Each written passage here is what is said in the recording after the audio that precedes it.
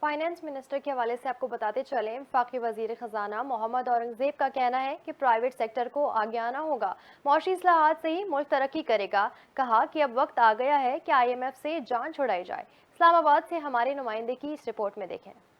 وفاقی وزیر خزانہ محمد اورنگزیب کا کہنا تھا کہ IMF سے چھٹکارے کے لیے اصلاحات ناگزیر ہیں۔ اسلام آباد میں تقریب سے خطاب کرتے ہوئے محمد اورنگزیب نے کہا کہ پرائیویٹ سیکٹر کو آگے آنا ہوگا۔ All insurance companies under the public sector will move in the direction of being handed over to the private sector. Uski timing dekhi ja sakti hai. But any activity which happens in the private sector, there is no reason whatsoever that in the government we hold on to those entities or onto those functions. Even if they are strategic functions, if this can be done by the private sector ko karne ki zarurat hai.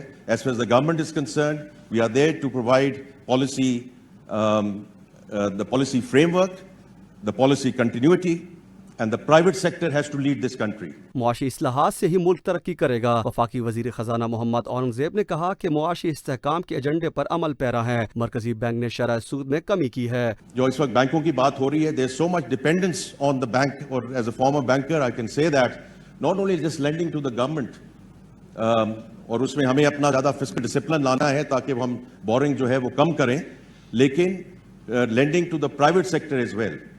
So equity and the debt markets have to come to the fore so that we can diversify the funding base as we go forward. تو یہ under Aqib صاحب آپ کی leadership میں یہ جو capital markets کا agenda ہے یہ ہم نے انشاءاللہ آگے لے کر جانا ہے۔ وزیر اعظم شہباز شریف کی قیادت میں ملک معاشی استحکام کی جانب گامزن ہے۔ انہوں نے کہا کہ معیشت میں کردار ادا کرنے کے لیے نجی شعبے کی حوصلہ افزائی کی جا رہی ہے۔ رپورٹ آپ نے ملاحظہ کی۔ مزید نیوز اور اپڈیٹس کے لیے دیکھتے رہیے NTN نیوز۔